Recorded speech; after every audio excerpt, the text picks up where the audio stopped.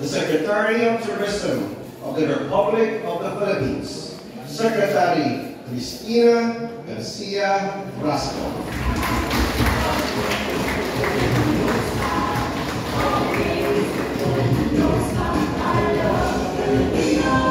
Please do take your seats. Magandang umaga po sa inyong lahat. Mayong buntag kaninyong tanan. Love the Philippines! Unang-una po, nagpapasalamat tayo sa ating host, Mayor. Salamat kayo, Mayor, for the very warm welcome. Mayor Dennis Zabando, accompanied by your local officials. Palapakan po natin sila. I would like to greet the good governor of the province of Palawan, Governor Victorino Dennis Socrates, ably represented by Provincial Board Member Roselier Pineda.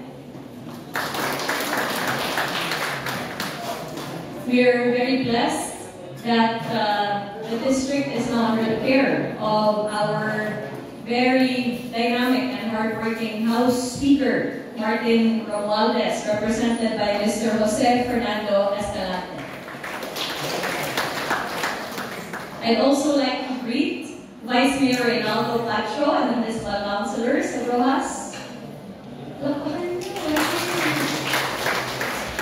Mayor Edna Nakot Lim and the municipal councilors of El Nido. Mayor Emil Neri of Linapacan, together with Vice Mayor Ricky Rodriguez and municipal councilors. Mayor Christian Rodriguez of Taytay. Vice Mayor Emil Pablico of San Vicente. I hope I've acknowledged all the local officials. I'm accompanied today sa ating pong mga officials sa Department of Tourism, Assistant Secretary Gisela Sumbing, Director Ana V. Lapitan, Director Ina Zara Loyola, yung ating pong napakasipag na Regional Director, Robbie Alabado, and our Lumaroca team. Yung ating pong mga tourism industry stakeholders, kalapakan po natin sila. And of course, our tourism officers of Palawan. Ating pong mga barangay kapitan and councilors na nandito ngayong umaga, my fellow workers in government, our friends from the media, mga kaigsunan kong Pilipino, may buntag kaninyong tanan. Unang-una po, paumanhin dahil na-late po ako ng a few minutes. Kasi nag-chopper po tayo galing sa Puerto Princesa. Tapos, palapit na po tayo dito sa landing site. And biglang sudden severe thunderstorm. Napakadilim po, lakas ng ulan from where we were. So, nag-advise po yung pilot na bumalik na lang kami sa Puerto Princesa. Tapos sabi ko sa kanya, hindi pwede kasi nag-expect po yung ating mga officials, mga tao dito sa Rojas na pumunta tayo para ma-inaugurate yung tourist rest area. Kaya maghanap ka ng landing site. Kaya nag-emergency landing po tayo doon sa Nicanor Zavala National High School. Nagulat sila. Sabi ng mga teacher, akala nila ano nangyayari. Pero, pati mga students, naglabasan. Pero alam nyo, my experience, having an emergency landing in Nicanor Zavala here in Rojas, gave me an insight into the heart of the Filipino. Nakita ko talaga yung puso at damdamin ng Pilipino dito sa Rojas. Kasi ang bait-bait ng mga tao. Parang tinanggap nila ako, matagal ako magkilala. Bait po nila, ang warm po ng hospitality po nila sa akin. Pinakain ko po ako ng banana cue. Habang hinihintay ko po yung sasakyan galing dito. And that, in and of itself, reflects the best of Philippine tourism. The Filipino people.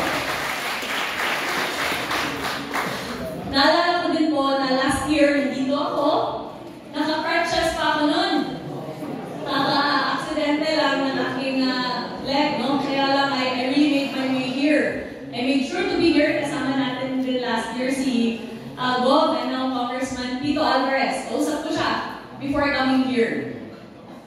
I made sure to make my way here. Kasi sa tingin po natin, napaka-importante ng project na ito para ma-boost further yung tourism potential of Rojas, the neighboring municipalities, and the entire province of Palawan. Because what the TRA does is that it sends a message to our tourists na mahal natin sila. Nasa isip natin yung comfort and convenience nila. At nais natin na yung journey nila across your beautiful island of Palawan is comfortable, memorable, and of course, pag naiihi sila, dapat may magandang CR. Di ba?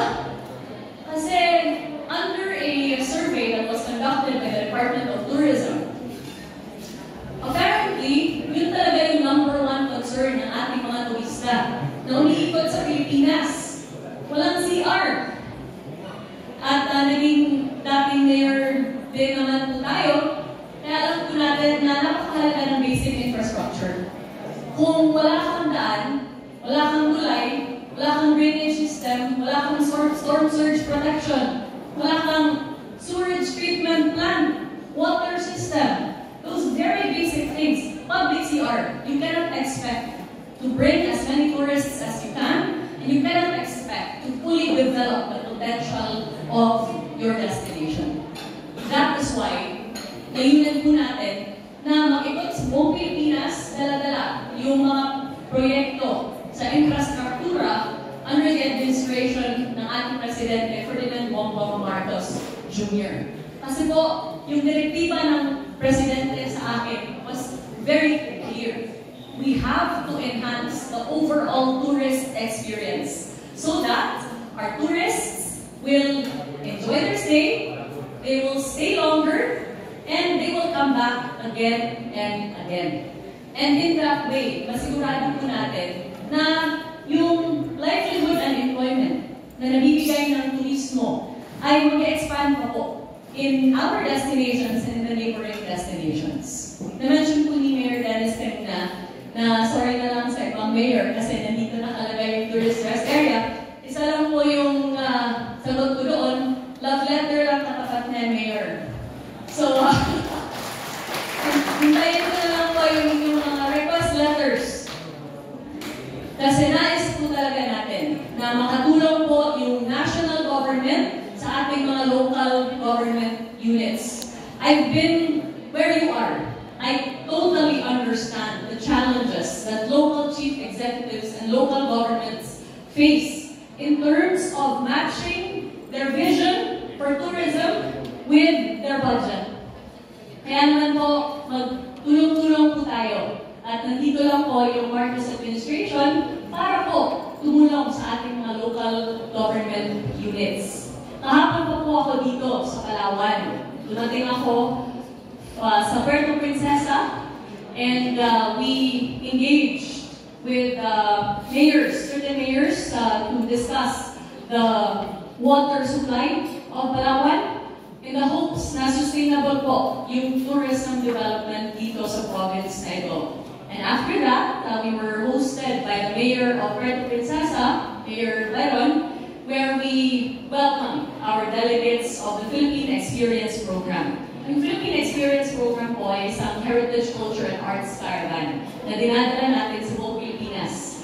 We have invited members of various embassies, including their ambassadors, pati na rin po yung ating mga national tourism organizations, travel agents, tour operators.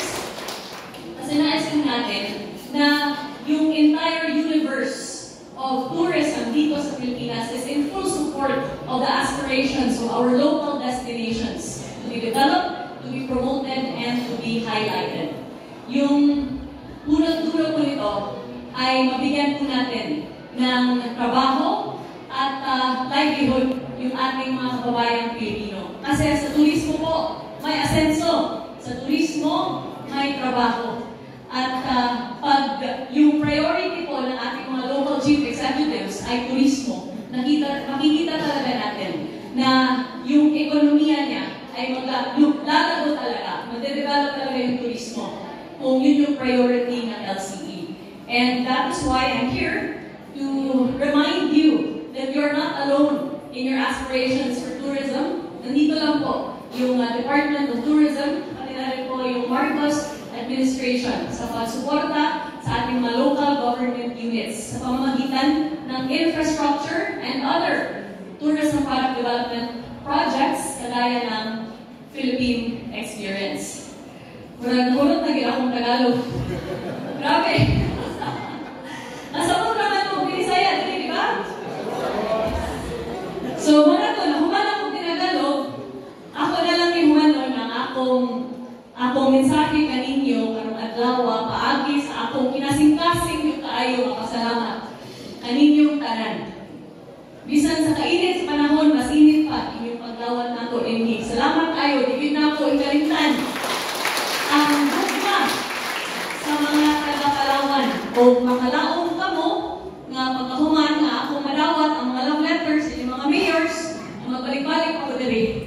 Because we actually have for this year one more tourist rest area which we're building in Brooks Point in Palawan, and hopefully we would be able to lay out other points for the tourist rest areas and tourist first aid centers in other portions of the province. So, daghang salamat kaninyong tanan. Love Rojas, love Palawan, and love the Philippines. Thank you, Secretary Castro, for your